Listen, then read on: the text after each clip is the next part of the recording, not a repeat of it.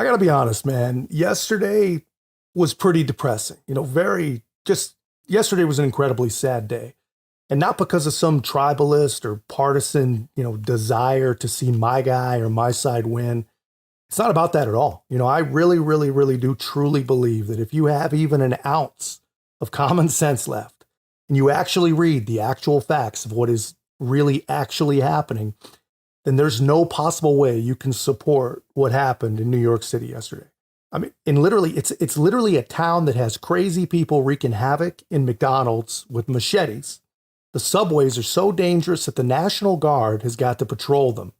And you have a political activist DA who literally ran on getting Trump, along with the help of Biden Justice Department officials, prosecuting Biden's chief political rival for 8-year-old misdemeanors with the help of hookers and convicted liars. I mean, you just can't make it up. No matter what your political beliefs, you cannot possibly reasonably support that. There is no silver lining here. And if you know anyone who is joyful about this, taking their victory laps, I got bad news, man. That person is intellectually and morally corrupt and likely just cannot be saved. And we all know these people. I mean, turn on your Facebook feed. I mean, it's sick what people you actually know will put out there into the universe, right? But so, like I said, it's depressing. I was really, really pretty depressed. But then I saw this. This is the final battle. With you at my side, we will demolish the deep state. We will expel the warmongers from our government. We will drive out the globalists. We will cast out the communists, Marxists, and fascists. We will throw off the sick political class that hates our country. We will rout the fake news media, and we will liberate America from these villains once and for all.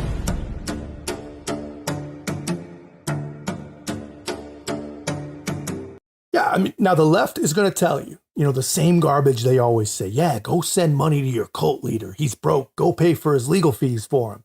This is how they're programmed. This is just the way they're programmed. They gloat about someone who they are literally watching be abused in every possible way by the American legal system.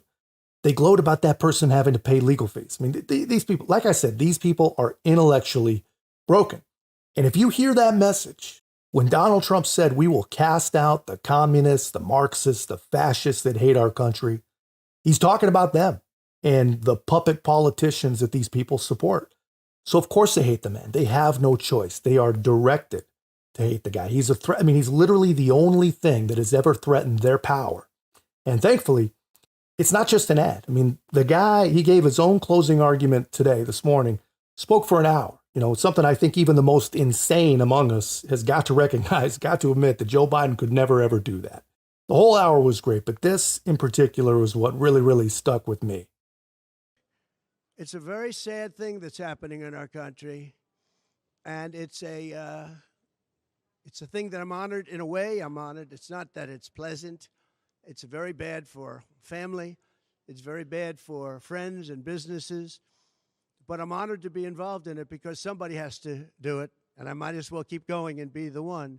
But I'm very honored to be involved because we're fighting for our Constitution. That's a hell of a message, man. He's honored to be fighting, honored that the left fears him so much that they've shown themselves, right? I mean, the fight really is now, and this guy is still in it. And honestly, when you think about it, the way I see it, even if you literally hate Donald Trump, even if you've fallen for all the training, you think he's mean, you think he's narcissistic, or any of the other unimportant garbage that they try to label the guy with. They label him with all these things as they literally support a racist, segregationist, progressive puppet in the White House. But even if that's you, even if you hate the guy, how could you possibly not want a president that has shown himself to be such an incredible fighter, man?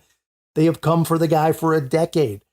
And now when they think they've got him for some old misdemeanors, it only makes him stronger. Like every other attack, like everything, it only makes him stronger. How could you not want that? I mean, the good news, I think a lot of people do want that. They see with their own eyes what is going on, what he has done. We've lived through his presidency. We've lived through way more than we ever wanted to of Biden's presidency. The people are not stupid, and this is going to backfire.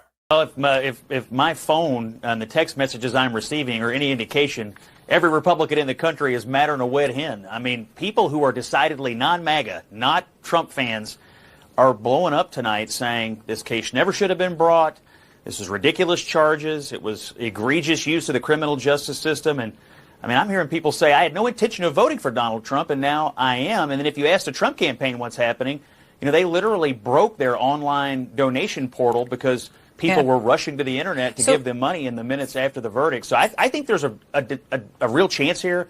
This is going to massively backfire on the Democrats and help Donald Trump. I mean, really, when you look at all the lawfare against Donald Trump, man, when you look at all the criminal cases, you know, in my opinion, and a lot of people's opinion, every single one of them has political motives, right? But this one in New York, without doubt, is the most political of the entire bunch. I mean, it's the least serious for sure. It's the least consequential, the least important. And it is the only one that's going to happen before the election, right? And people who aren't already Trump deranged, they see it immediately. You know, they saw it the entire freaking time. You know, there's a reason why Biden's people canceled his victory lap that he was planned to take right on the eve of the verdict. You know, whatever internal polling that they have just told them that they effed up, and they know it's all coming back.